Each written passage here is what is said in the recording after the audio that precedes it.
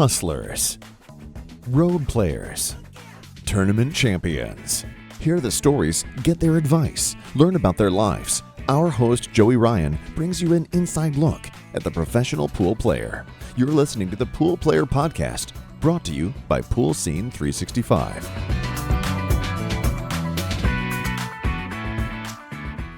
Hey you guys, it's Joey Ryan. Welcome to another episode of Pool Player Podcast. Guys, I really appreciate the support that we're getting on YouTube, all the subscribers. Thank you so much. Keep doing that.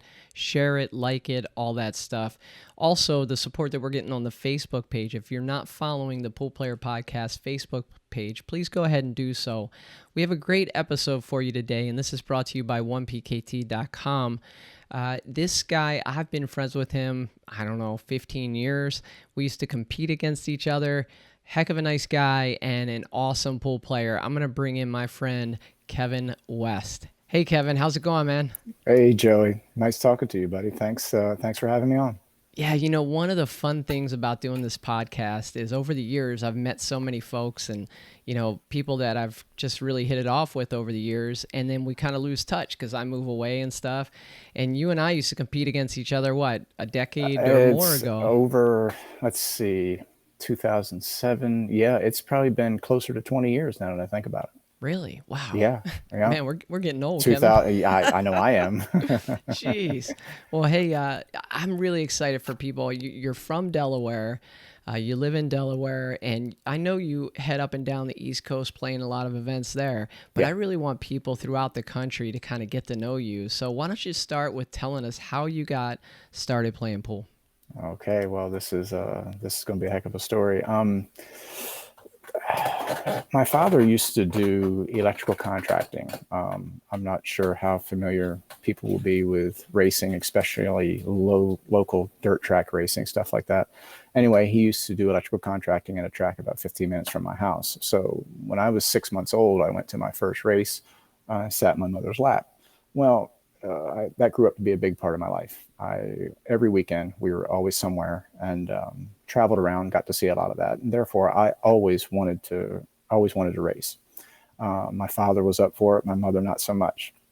Well, when I was about 13 years old, I had an ATV accident. I ran an ATV into a ditch going about 60 miles an hour. It was a drainage ditch for a field behind my house, actually. And got a pretty bad accident, broke a lot of bones. And I was out of commission for about 3 months. They wasn't sure if they wanted me to drive anything. They didn't want me to race anything after that. So that was the end of that. And I just hopped on my ATV one day and went down to the local store, a local campground. I always used to keep a couple bucks in the console. And it was thirsty, just stopped to get something to drink. And got a lemonade, 75 cents. And I saw some balls around on a pool table. Didn't even know what a pool table was, but I saw it there and it kind of piqued my interest a little bit. So I went over there and popped open the lemonade and talked to the guy who ran the store named Mr. Gladden, and rolled the balls around a little bit more. And he said, "Are you interested?" I said, "Yeah." I said, "How much?" And he said, "Well, I'll show you how to rack the balls." He said, "It costs a quarter." So I pitched him the quarter. And he caught it in midair, and he went over and showed me how to play pool and racked the balls up. And, I went every day back to that place for 6 months after that. After school, weekends, I just totally became obsessed with playing pool, and just couldn't get enough of it. I still went to see some of my other stuff, some of my other hobbies and everything, but like the dirt track racing. But pool was in my blood from that time, and here I am at 48, and I still love it just as much to this day, if not more. You're not the first guest that your pool career started with some kind of terrible racing accident. I don't know if you know that. I did not know that, but I broke my forearm, I broke my right shoulder, had a little fracture in my neck, and cracked 3 ribs. So I was out of commission for a good long period of time, and I was pondering, what am I going to do? As you know, Joey, I'll go ahead and bring this up. I've been a type 1 diabetic since I was 4 years old. So I was always limited in my activities. I never played sports in school or anything else. I quite frankly, I can't keep up with the other kids. Couldn't keep up with the other kids, and it's I just didn't even bother to even try because I couldn't give it my all. Well, now even driving my three-wheeler, my ATV at that time, that was taken away from me because of the accident. I love racing, but they wouldn't let me do that because they're afraid I was going to kill myself. So I was just lucky. I was lucky to find something that I could put my time into, and I have no regrets whatsoever. I love it. The people I've met, the competition, it's one of the best things that ever happened to me.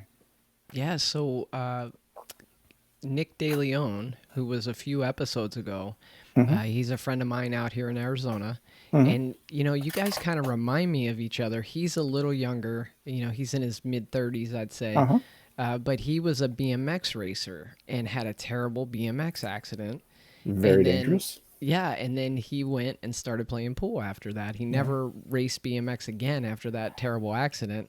And Yeah. so, yeah, and I said, man, I bet you there's a lot of pool players out there that wish you never had that accident. You Same to you. look forward to doing things in life that are a little less a little bit less violent, so to speak. Those accidents on BMX, ATVs, racing in general, it takes a lot out of you if you get into the wall, if you wreck in a ditch like I did, or if he gets into another rider like Nick did. So it really hurts, and you start thinking about doing something in life other than crashing your body all the time.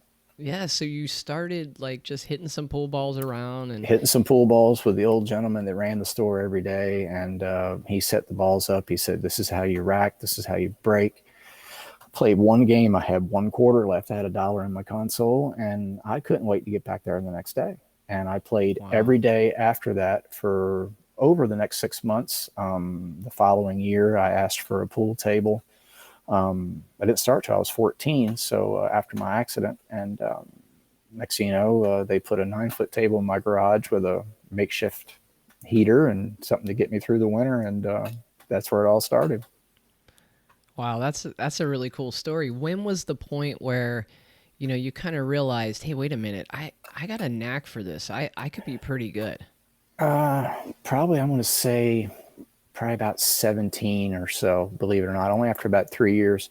We had a lot of local tournaments in that area, and I just couldn't get enough of it, and it I just seemed to take to it really, really, really quickly. I was very, very I just noticed things. I paid attention to a lot of stuff. I always would take my time. Most people, I'd see other kids or other people play, and I just seemed to be into it a little bit more. And that's what really, I think, set things apart.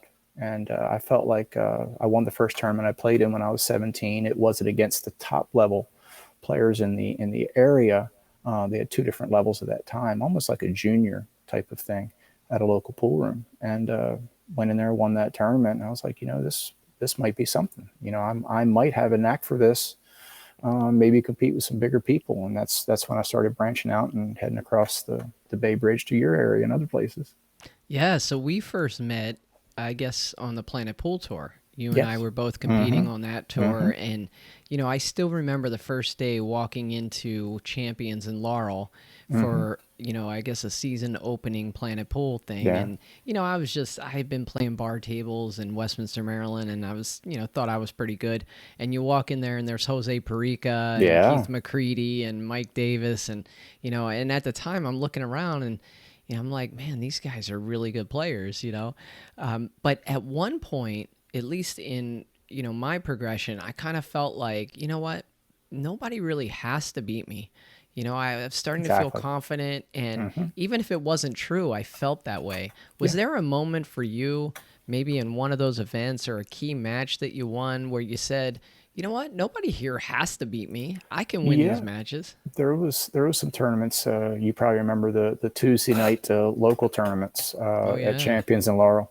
Not the biggest entry fee, single elimination race to 7, but I used to go to those as much as I possible, and that's a 2-hour drive. But Keith, Jose Perica, Leonardo Rondam, you remember all the other guys around there, all the top players would go, and did well. Won a couple of those tournaments, and it was like, these the people don't have to win. And I was doing pretty well on the Planet Pool Tour, early 2000s, mid 2000s. And I was like, if I play good, they might not have to like it.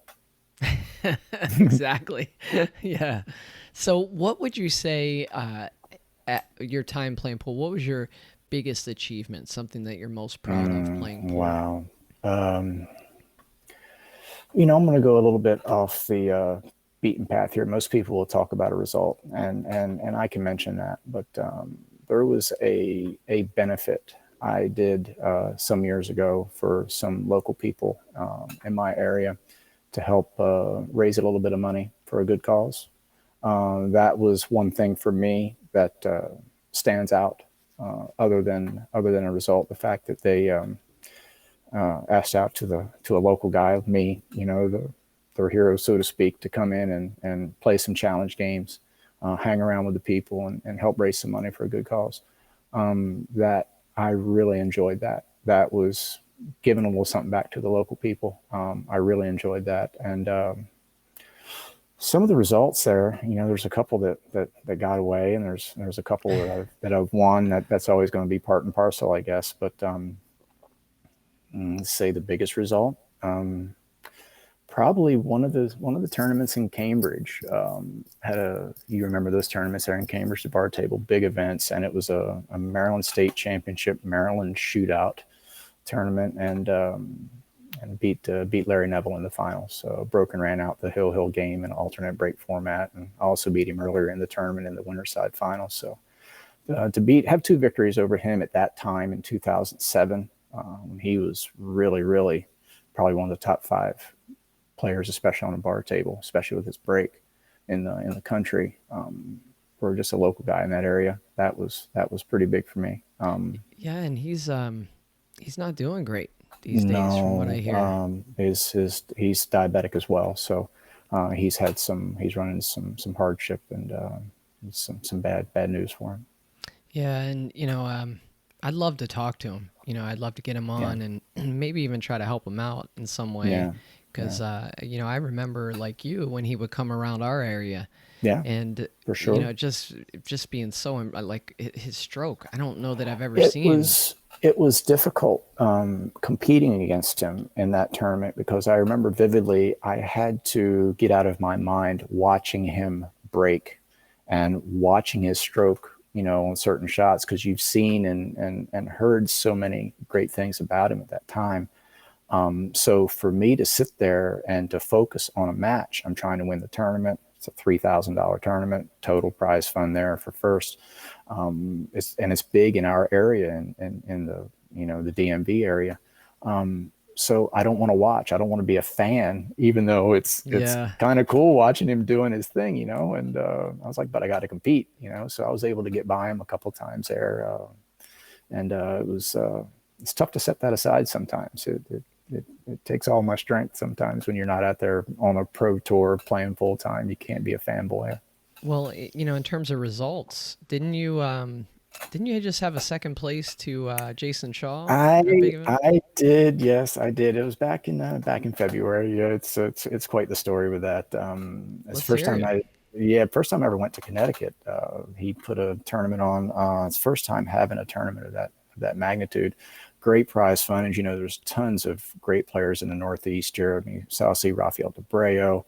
I mean, so many to name, and forgive me if I forget anyone, but Jason, Mike DeShane, of course, Jesus, the late Jalala Sarisi, tons and tons of talent.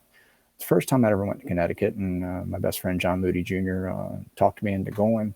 That was my first big table tournament back since the shutdown. Everything was shut down for the COVID. So I played one bar table tournament for that, and here I am playing on the big table. So all I've been doing is practicing at my house, and I wasn't sure who was going to show up, what was going to happen. It was, how am I going to play? I know it's winter break 10 ball, which it's a good format, and a lot of prize money, and it's time to go butt some heads with some great players. Well, undefeated through Saturday. I come back Sunday, and about 2:00 in the afternoon, I ordered lunch, And I don't know if my glucose was lower than what I thought it was, or maybe I just wasn't paying attention. Who the hell knows? But there is 3 small steps by Jayson's front counter at the pool room. And I missed the last step. Oh, And I rolled my ankle, and all my weight went on my right ankle, and I fell to the ground. And I went to stand up, and I felt it immediately. Something was either torn or fractured. And jeez. I made my, she took my order and paid and everything. I went back to sit down to wait for my food. And John kept asking me, he said, "What's the matter with you? Why are you hobbling?" I said, "Well, I just fell at the front counter, and I think I've either torn a ligament or something, or I fractured my foot." He said, "Well, what are we going to do?" I said, I think I'm going to have to forfeit." I said, because it was swelling so bad. And then we looked outside. It had been snowing since 9 o'clock in the morning. So they had about 6 to 7 inches of snowfall that time. So we really couldn't leave. We were in a little bit of a jam, and I'm You're almost 5 stuck. hours from home. I'm kind of stuck. And I Jeez. was like, "John, I'm still undefeated. I'm going to try and wing it." So I hobbled through the next couple of matches, got by, and Jayson was wanting to know, "Well, what happened?" I said, "Well, I think I broke my foot by your front counter." And I said, "But I'm not going to quit now." They got me ice. They found me places where I could prop my foot and keep my weight off of it. And next thing you know, I'm in the Winterside Finals, and I'm playing Mike DeShane. 3 7/8 inch pockets, race to 9, won or break, and I'm playing one of the best players in the country, hell, in the world. And I hobbled along and got myself together, and I ended up winning that match. Nice. Lo and behold, I won that match somehow, some way. I think the broken foot slowed me down. And I kept my composure. And next thing you know, I'm undefeated in a field full of killers. And, well, no chance of going home now. I just hope I don't do any more damage to my foot. Wow. That's an incredible story. Yeah. I wonder, it was Jason's room, right? Is Jayson in ours room? Yeah. And Jayson and our, and all of us now, we became pretty decent friends. And we reach out and have dinner and such when we go to see each other at tournaments. So he's constantly ribbing me about it to this day. He got a few ribs in at the US Open at the Matchroom event. So it's all in good fun. Yeah, well, I mean, I wonder if he was thinking at the time, like, "Oh my God, is this guy going to sue me?" Well, or hell, I don't want this guy to win. He's got a broken foot. Yeah.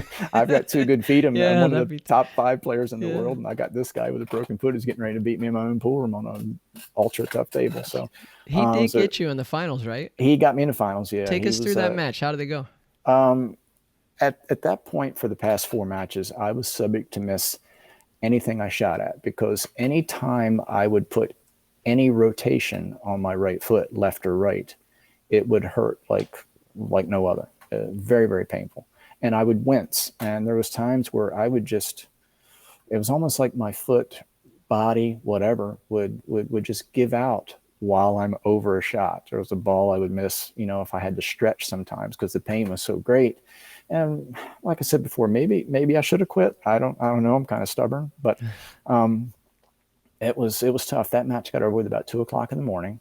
I was undefeated, but they played a race to 13 final, and Jayson came storming out of the blocks like he does against just about anybody. And I just hobbled along and tried to keep up as best I could. I was breaking the balls real good, playing real good, and he got up to 12-7, but he made a few mistakes, and I was able to claw back 4 more games to 12-11, and it was breaking when it was Hill 11 him, and I missed a 1 ball. It's tough shot going down the rail on a 3 7/8 inch pocket. It was missable, but even with a broken foot, as good as I was playing, I didn't think I was going to miss it, and he ended up getting out and congratulated me on a hell of a tournament, and hope my foot's okay. That is a hell of a tournament. If you Yeah, think it about was. it, you were coming off a layoff. You hadn't played on a big table since before the pandemic. You go up there, halfway through the tournament, you fall down a set of stairs and break your foot. And then you end up beating Mike DeShane. Went through undefeated and played Jayson in the finals. And then you had every reason to just lose that match 12-7, 13-7, Yeah. right? But then he made a mistake, and now you come all the way back. I mean, that was a hell of a tournament. Yeah, through you find strength through adversity, I think. I had several people reach out to me in text, messenger, phone calls, and said, he said, "I think the reason you played so good was because you can't move any faster. So now they suggest I put a burr or something sharp in my shoe to keep me hobbling along whenever I play pool, to try and maintain my focus, to keep me from running around the table so much. It's so funny you say that, Kevin, because I played when I first started playing, like in my 20s. It was with my dad and a pool, a team that we had, and we had a guy on the team that did like landscape work. And one time he like cut his hand so bad, like it was almost like he could barely even, make a bridge, but his hand was like bandaged all like crazy. The guy shot the best pool he ever shot that night, with all this injury. And folks were like, my dad even said, he's like, I think it's the fact that he has this injury. He slowed himself down and he's really focusing. And he played great. Yeah. Focus, absolute pure focus. I was more stable over the ball just necessity. I had to, because any type of rotation left or right, and the pain was so bad that I couldn't stand it. So I'd have to back away from the table and reset, or put weight on my opposite foot and try to get through that shot at least, and just hobble along and go through the next one. And the one thing I didn't want to do is I didn't want to give up, of course, but I didn't want to get to the point where I would shoot quick, even though I'm in pain, just so I could go sit down and find relief. Yeah. I was like, I've gone this far. I got to try and stick it out, and got to try and beat this guy. Yeah. I like him. He's my friend, but I got to try and beat him. Oh, let me tell you, I just met him out in Vegas for the first time at the great guy. CSI Expo. You're right. But up until then, I root for the USA in the Mosconi Cup, and this year he's just brash. He's confident. Some would call him cocky.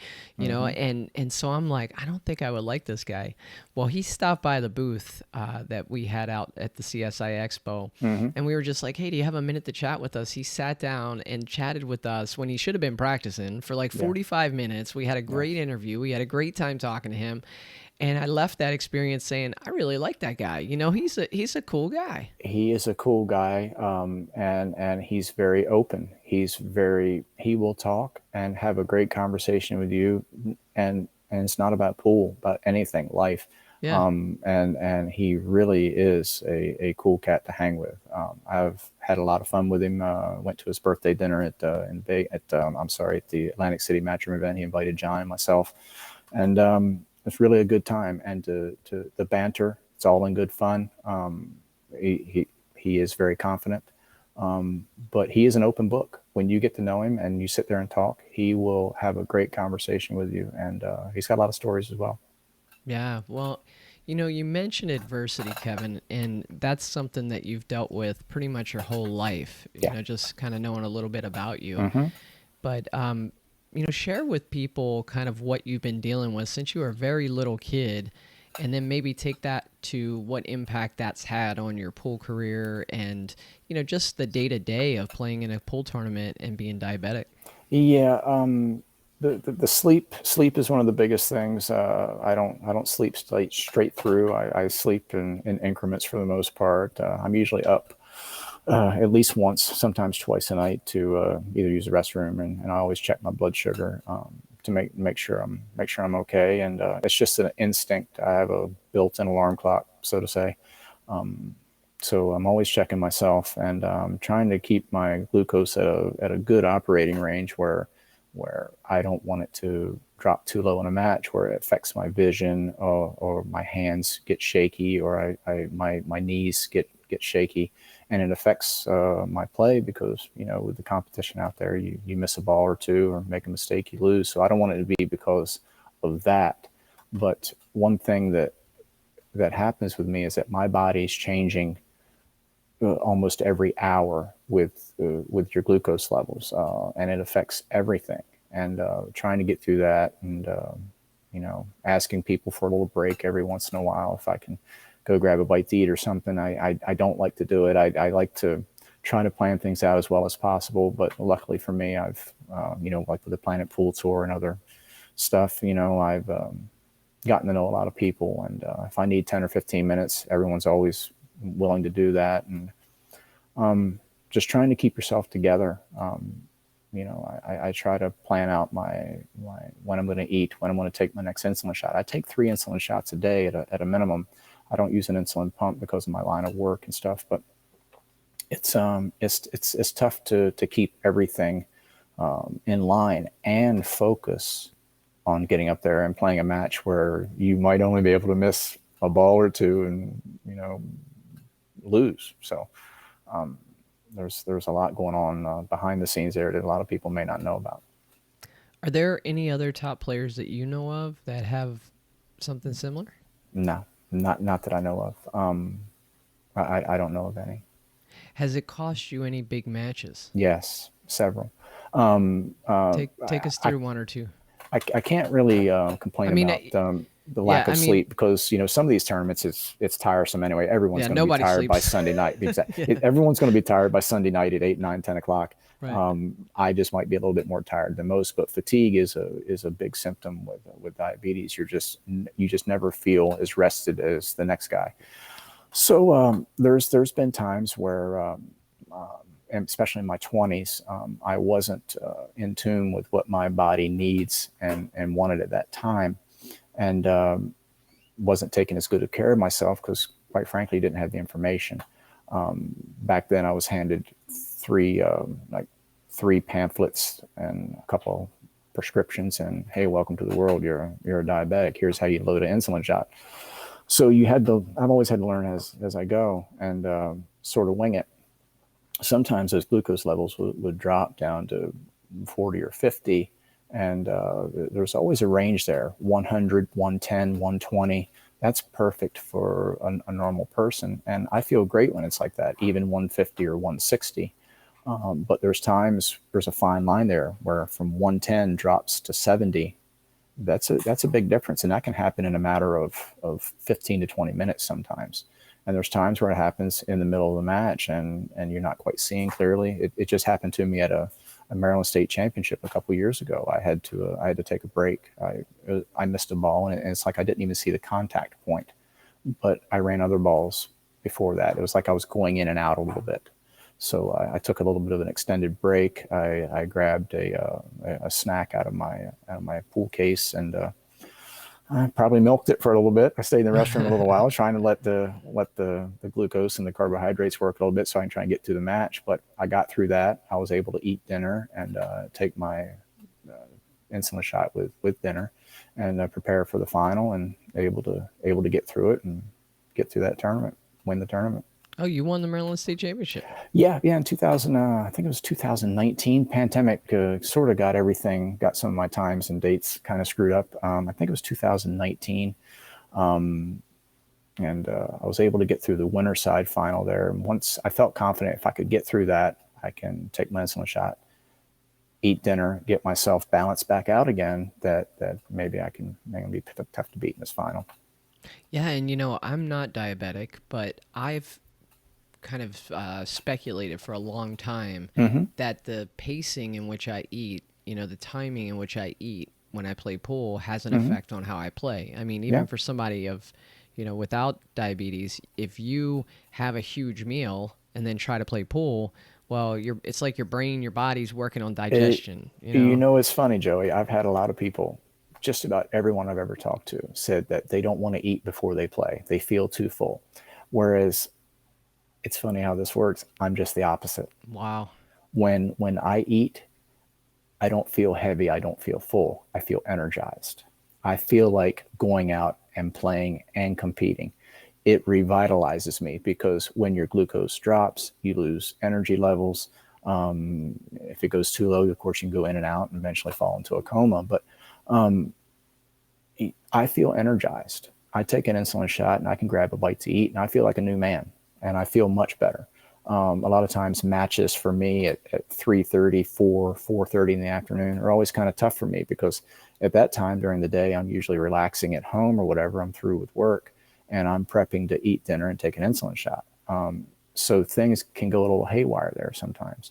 But if I can get through that and then eat dinner and get myself re-energized, I can play so much better on a full stomach.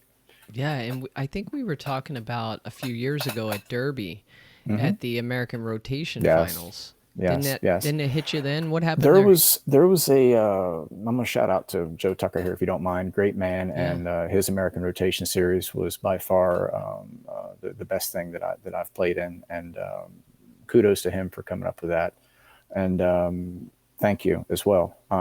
It was 2016. We played in a series at our local pool room. John Moody Jr. and his father have had a series there, and I won the series. Got the trip to Derby to play in their championship. Tons of great players: Jody McLaughlin, Johnny Archer, Mike Davis. Go through a round robin stage and get to the final match against Mike and myself. And Mike's, as you know, has been an old friend of mine for a long time. We've battled many, many times over the years. And the final match is set to take place between 10:30 and 11, depending on when they get the stream set up and everything else. And I'm trying to contemplate should I take my third insulin shot? I take my third insulin shot right around 11 or 12 o'clock. I take one in the morning, one for dinner, and one to help stabilize things around midnight or so. And I was like, do I take it now at 10 and maybe have my glucose run low while I'm playing the match? It might be a 2 or 3 hour match. Or do I try to wing it and play the match and take it afterwards? Is my glucose going to run too high if I don't take the insulin shot? So I'm in my hotel room at 10:30 at night, juggling this around. And I talked to a good friend of mine the next day, and he's like, he said, don't feel any shame in losing that match. I lost the match 140 to 138, about a 3 hour match. That's right. That was a super close match. I remember super that. Close. After being down, I was down, I think I was down 60 points to 2, 62 to 2, something like that. And I came back to take the lead there. He came out on fire, and I was able to battle back, and it was nip and tuck after that. And if anyone ever goes back and checks this video out, when there's a rack there, Joe Tucker put a edited version of the last 2 games, and there is a shot where I get down to the 13 ball on the bottom rail, and that would have put me at 136, I think. Yeah, 136. Or at least I thought it was 136. Anyway, I get to the bottom rail and I tap my chalk on the table. I was looking at Mike's score and not mine. I made a mistake, and I got out of line on the 15 ball, and I chopped it down the rail because all I thought I had to do was make the 13, the 14, and I win the national championship. Come to find out, I needed an extra ball. Oh, no. And I didn't really play shape on the 15 as well as I should have. I came up kind of bad on it. I still chopped it down the rail from above the side pocket down to the other end. Frozen, made a hell of a shot there to get it to 138. And he was at 120, So all he had to do was, I just got the scoring mixed up. And he broke and got every point in the last game, beat me 140 to 138. I miscalculated. Well, Mike is probably my best friend in the pool community. We just clicked. And I thought I had the 120. yeah. I thought I was ahead by a couple points at that time. Heat of the moment, I wasn't thinking. I had the 118. He was a couple points ahead of me, and he got every point the last game. That speed edited version of those last 2 games was kind of cool. Yeah, I'll have to check that out. Maybe I could put a clip of that in here. That would be really It was cool. so funny, yeah. So, I had an old friend of mine when I got back home from the Derby. I had a real good finish at the Derby that year, finished in the top 25 right after the American Rotation event. And I came home and I had an old friend of mine say, he said, I kind of figured you were going to do pretty well in that tournament. I said, well, how did you know? And why didn't you tell me? How did you have this figured out before I did? He said, because I remember you going to the pool room years ago and playing 15 ball rotation. I would break the balls. I always thought there should be a little bit more work into playing pool, I guess. And I became friends with a lot of Filipinos in the Arlington, Alexandria area in the 90s. And they always said that Efren, all the best players, played 15 ball rotation. And once I started thinking about that, I was like, well, maybe I should try it. I would break the balls. I would have make 3 balls playing 9 ball. You got 4 or 5 balls left on the table. The cue ball can land various spots and you can still get out. So I wanted a little tighter cue ball. And that was a good way for me to practice to work on a big break, work on cue ball control, moving in and out, kisses, caroms, safeties, stuff like that. And I've been practicing that. That had been my main go-to for many years. And I'm not sure when Mike Davis started playing that game, but I know we had talked about it many times over the years.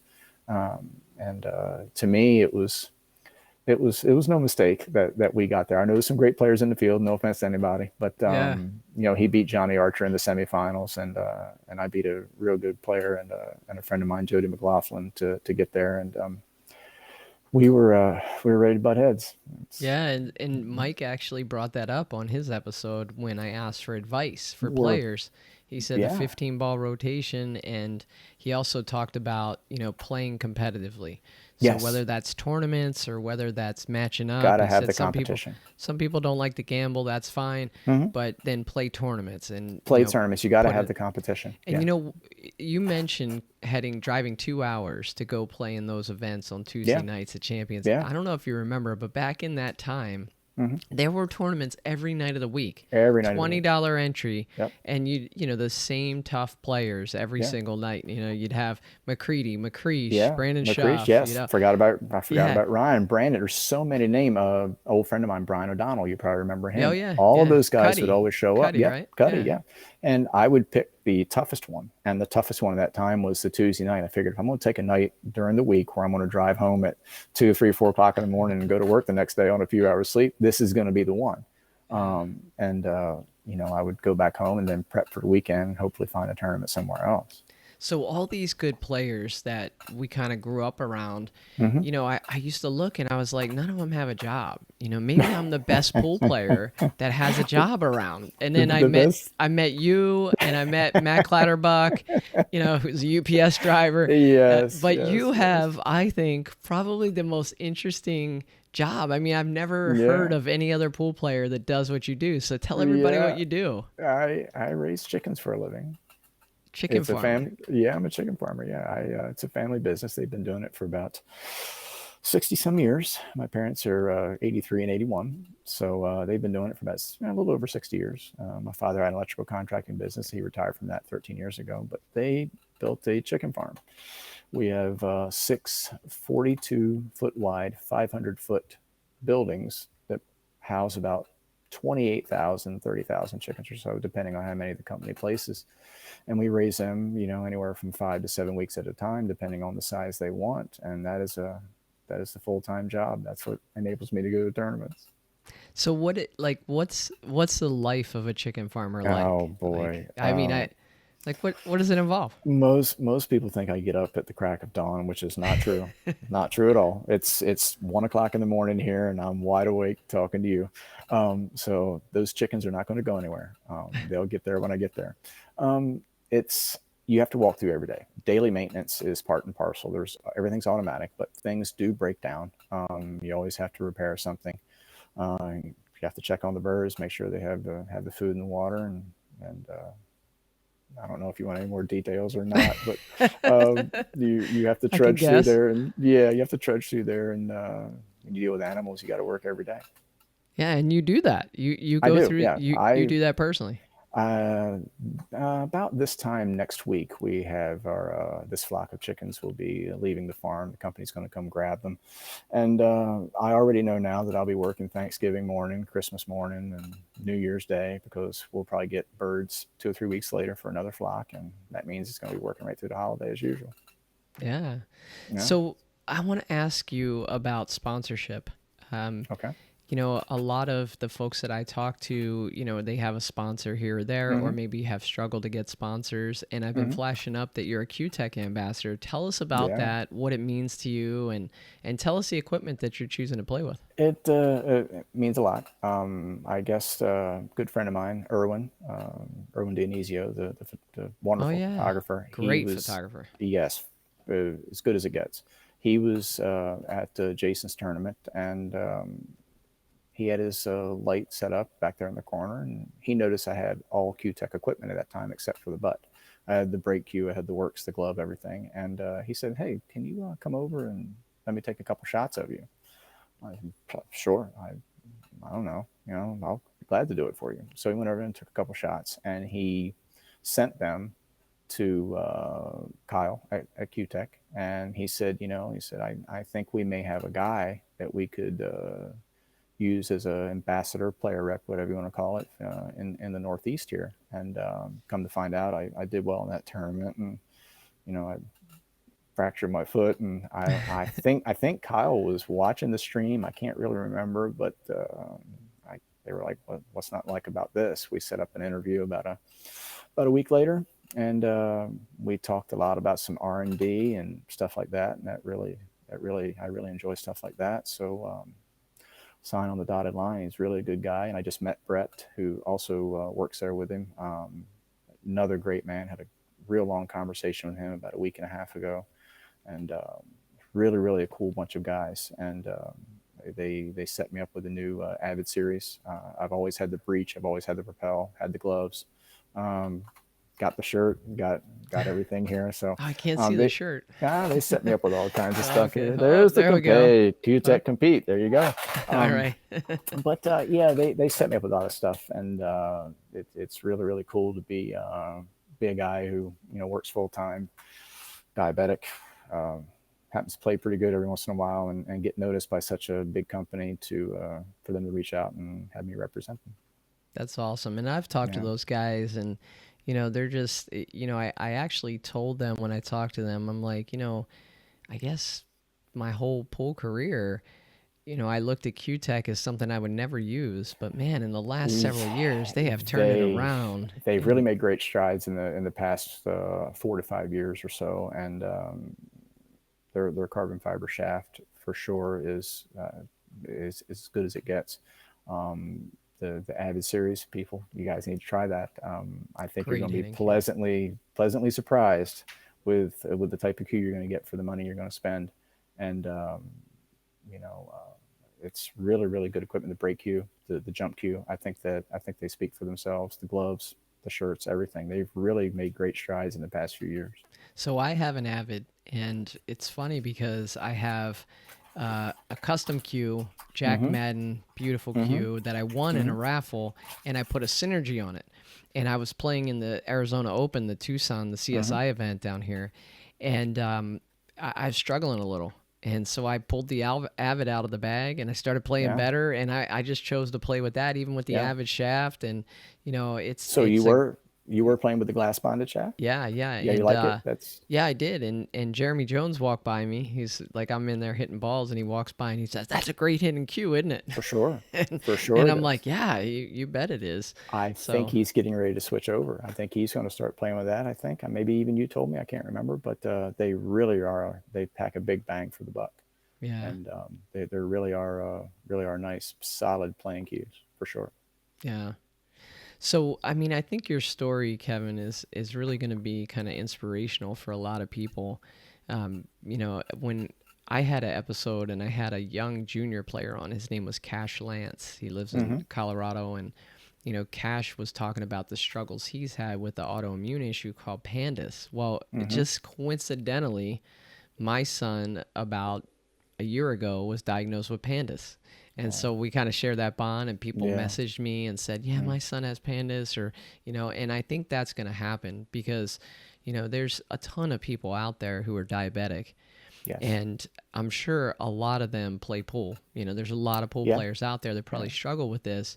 Yeah. And so I think your story is going to be pretty inspirational to them, that you can play at such a high level, even with what you're dealing with. There's about around 1 million type 1s. There's about 30 million the last time I checked of type 2. And the one thing I can tell you is that if you work hard and you don't give up, you can do it. You just got to take care of yourself, which is probably what everyone should do. But just got to watch everything you do and don't give up. You can do it. Let's switch gears a little bit and let's talk about the state of pool. It's kind of, I think it's in an interesting place because, for years there were tours out there. You and I competed on one, or a couple of them together. And, the model to me was always wrong. Like, to go and ask a pool room who, doesn't clear a ton of money. Oh, yeah. Hey, can you kick up $2,000 to host this pool event so we can have 65 people in here that drink Coke?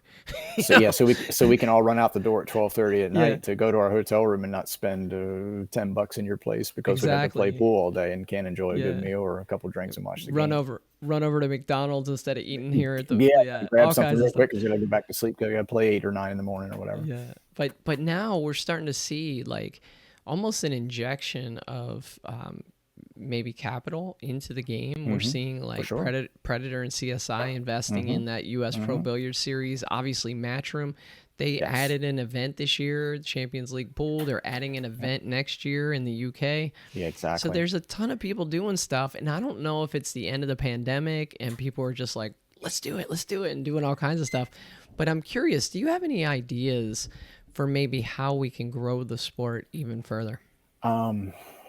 Getting everyone on the same page somehow, some way, some shape, some form.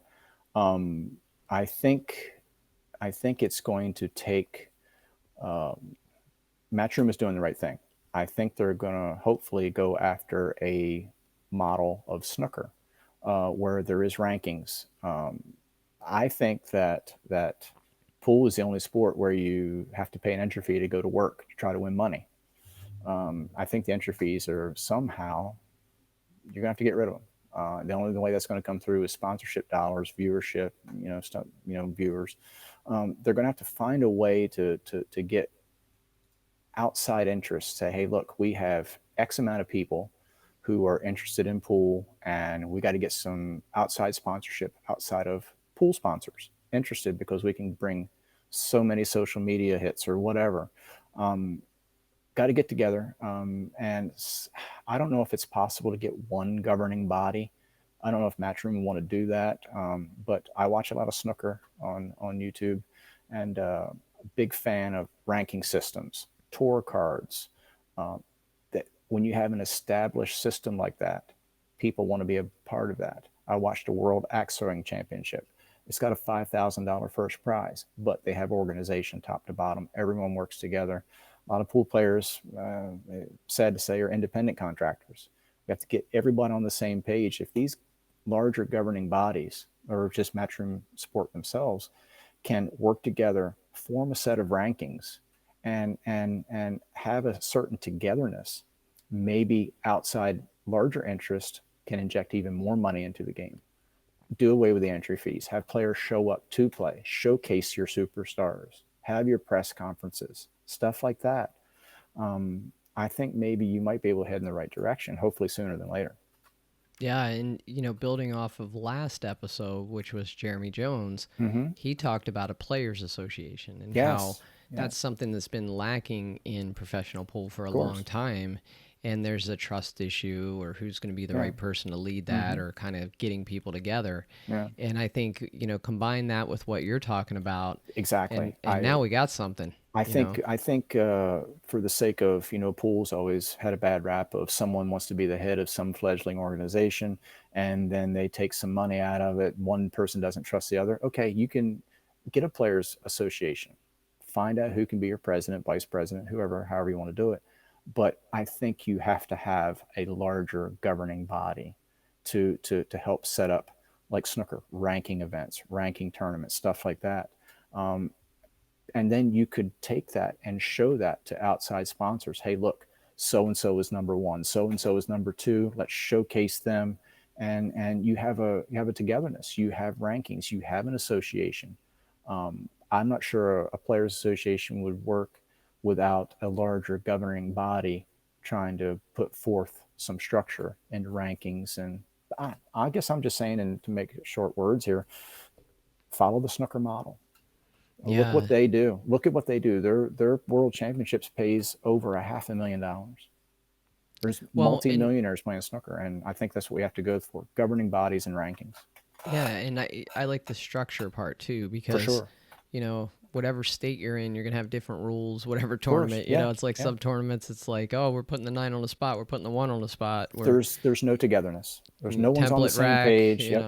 Because not only are the pool players independent contractors, but so are the promoters for the most part. I want the 9 on the spot. I don't want the 9 on the spot. Let's do it this way. Let's do it that way. And the players all show up because that's what they do. They play pool for a living. But I think you have to have something uniform. I'm hoping Emily Frazier and Matchroom take the bull by the horns and maybe become a governing body. Maybe try to get pool into a snooker type format as far as rankings, like I said before, stuff like that. Something you can pitch to outside sponsors, get other people interested. Because I don't know if this model that we've had in many years, for the past however many years, is it's worked in the short term. We need a long term building. So you mentioned the U.S. Open earlier, and you Yes. mentioned snooker about 15 times in that Yes. I'm a last big fan question. of snooker. So Yes. tell me about, like, what were your thoughts on Judd Trump being invited to the U.S. Open? Well, you know, it's good. It's good for the game because he brought in a lot of outside viewership, 10 to 12,000 more viewers sometimes when he was playing, if I remember correctly. So yeah, it helps put pool on the map even more because right now you need the outside viewership more than in anything else. You need more faces, and Judd can bring that. I would love to know the numbers between Jayson Shaw and Judd Trump playing on the TV Oh table. yeah, I'd love yeah. to know how many people tuned in for that. You have to look at those numbers, and that was, you know, that was big. I'm glad Judd played. He brought a lot more outside attention, maybe from other parts of Europe or definitely Asia, where snooker is huge. Have you ever played snooker, Kevin? I played snooker a few times. You'll probably remember this pool room. It's on Route 2. Remember Bill and Billy's? Oh yeah, Yeah, yeah. yeah. Had some Planet Pool events there. Well, I Hmm. stopped in there when I was a teenager, and the old house man there, they had a snooker table and a 5x10, and he gave me a set of pool balls, but they were snooker size. And he said, "You can run a rack of 9 ball on this table." He said, "You'll have table time for life free." He said, "While I work here." I tried it and I tried it and I tried it. And I would stop in every time I would go there. And before I went to some of the action pool rooms and stuff, I would stop in there and play on that table even for a half hour or so, an hour, just to make the 9 foot table look like a bar table when I got to wherever I was going to play late at night. I got to That's six. I got to yeah. 6 balls. That's the best I could do. Run to the 6, and I jarred to 7. It's 7 feet away. How the hell am I going to make a ball that far away on that thing? You know, I was just glad I got the 6 balls. I think 3 of those were tap ins from maybe a foot or 2 feet away, but I was happy at that point. I was 19 and 20 years old. I was tickled to death. Yeah, I recently streamed a match with the Europeans that are over here in the United States. They're in Oh yeah. Florida, Mm-hmm. and I streamed a match where it was Dennis Grabe and Mm-hmm. Alex Kazakis versus Mm-hmm. Mario He and Oliver Snolnaki. And they were playing a match like a Scotch doubles 9 ball match. And then after that, they moved over to a 12-foot snooker table. Ooh. And I mean, they were missing balls by a mile. You Oh, know, you can't go that way. You know, it's no, like you can't go that way. you can't go from the hot tub to the swimming pool. You gotta go from the swimming pool to the Should have hot played tub. snooker first, guys. Yeah, Should have played snooker first. exactly. Then Yeah. they would have played perfect They pool. would have never missed a ball for 2 days over there on the big table. Yeah, so that's a move I used to do actually. There was a 12-foot snooker table at a place in Arlington, I think. High Q? High Q, yeah. Was it? Yeah. Mm-hmm. And I would go in there and I would hit a bunch of balls on that table, and then I would Sure. jump over to the 9-footer. And you're Sure. right, it feels like a bar box. It Feels like a bar table. 6-foot table or something. You just I stopped into Bill and Billy's was on the way for me on Route 2. I'm coming from the eastern shore of Delaware, so I would have to go that way to get to any other parts of Baltimore, Pikesville, Reisterstown, wherever. And I would always stop in there. Not only did I love the pool room, I love the people in there, but of course you remember it's a huge pool room, had like 40 some tables in it. So it was a big, big place. But I always was always drawn to that snooker table. It was always fascinated me. That thing was I was going to get the best of it one day or the other, but just couldn't do it. So who are the other like top players that you would compete with in your area right now? I know Matt Crawl is a good player from Delaware. I know Josh Brothers is Yeah. around that area. I think you're more South Delaware. They're Yeah, probably more north. Yeah, I'm about an hour and a half to 2 hours from them. I'm all the way at the bottom at the state. They're up around the Wilmington, northern part of the state. I'm 2 to 3 hours from everybody in the middle of nowhere. So Got it. Sean and Sean Wilkie, Brandon Schuff for sure. Tough competitors in my area. Um, Sean has got the best of me quite a few times here lately. He's been played real good against me. So tip my hat to him for that. And Brandon's always tough. Everyone knows Brandon. Um, it's just a lot of guys. There's Dylan Spoor. You know, he just won the Oh Maryland yeah. State 8 ball championship. Young man, I think he's 21, 22 years old. There's some up and comers coming around, but he's one to watch out for, and In giving us Virginia, they got those juniors, or right on the cusp of Nathan junior Childress, Shane Childress and Wolford. Every Shane once in a while, Wolford. they come around to that area and play. Yeah, when I Two was very back very tough there, players. I was hoping to see you, but I didn't see you. I went back there last winter, Hmm. and my brother and I played in the Maryland Scotch doubles, and Yeah. we finished third. We lost to who did we lose to? We lost to Dylan Spoor and his partner, who then lost to Nathan and Shane in Hmm. the finals. And Hmm. so, but my brother and I put a good run together. We beat Brett Stottlemyre and Rick Scarlato. Oh yeah, We did were play having good to beat fun, them. man. Yeah, we Yeah, were playing pretty for good. It was sure. fun. So That Kevin, was fun. I want to get like some advice. So one of the things that I like doing with this podcast is asking players, because I find that there's a lot of common themes, but then there's also some new nuggets that we can find. So like, what Hmm. type of advice would you have for a player who might be like a top junior player who's looking to make that jump to the next level? You you have to want it more than you can ever imagine. I at my age, I'm 48. I practice just as much now as I did when I was 25. You have to want it more than you can imagine. My motto is, if I'm not playing pool, someone else is. So you have to put in a lot of work, a lot of hard work. Now, for me, only having a few hours a night to play for quite a while, I always played 15 ball rotation just because I could work on the break. I could, work on a tighter cue ball control, um, safeties, whatever. But you have to want it, and you can't just like it. You have to love it. You have to bleed it, because these other players that are coming up, they are, and it's going to be really tough to beat those guys if you're not putting that extra work in. Not just the work, extra work. So, what's next for you? You mentioned you're 48 years old, Mm. and it's almost like you're fine wine. You're getting better with age. I keep seeing better results out of you.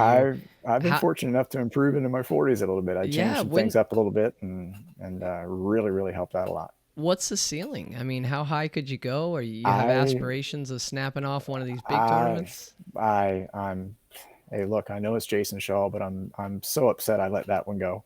I hope he gets to listen to this, because it was a really close final, and I love ribbing him. He loves ribbing me, but I'm gonna clip um, it out and send it to him. I wanted that one really bad. You couldn't write a better story than that. The broken foot, the whole nine. Playing against a world class talent like himself, a great guy. Um, yeah, it's I don't know. I try to hit as many big events as possible. The local scene in our area, as far as big tables goes, are few and far between anymore. And I'm not going to knock a bar table. I've had a lot of success on them, but I do get tired of playing on them sometimes. The 9 footer is a more complete game, I think, and I think when you get in stroke on a 9 footer, it just helps everything overall. So that's what I look forward to playing in. International Open is going to be in a couple weeks, and I'm gonna try and see what I can do there. But I need some competition before then. Hopefully, I can get to another tournament at the same pool room. It's going to have a 10 ball tournament there on big tables the weekend before, and try to gear up a little bit. Anyway, it's tough going to these tournaments when you're a working man like myself, and Uh, just getting into the biggest event and not have anything else in between. Hey, I'm just covering some of these events, and it's tough getting out there myself, Yeah, for But sure. I might make it out to the international. I'm not sure yet. I'm trying to figure that one out. But I will definitely be out at the CSI Expo for the Diamond Las Vegas and for the World 10 Ball Championship Hmm. in March. So Okay. I'd like to see you out there, man. Why don't Well, you try to make it work? if you get to the international, dinner's on me. And Okay, okay, or if I can get to Vegas, it'd be good to catch up with you as usual. I yeah, always like I'll having a return good the chat with you. favor. That's great. It's an honor and privilege to be on here for number one. But it'd be good to sit down with you and have a chat like we used to years ago. So be cool. Yeah. Well, Kevin, I want to give you a chance. Any other people that you want to thank? Any final thoughts from this podcast? I think this podcast is really going to help a lot of people, and I think people are going to love kind of finding out more about you. So why don't Well, you go ahead and give any final thoughts? I want to thank a good friend of mine, John Moody Jr. He has his own billiard supply business, HTM Billiards, and his own Facebook page, Maryland Pool and Billiard Marketplace. He's been traveling with me a lot the last handful of years.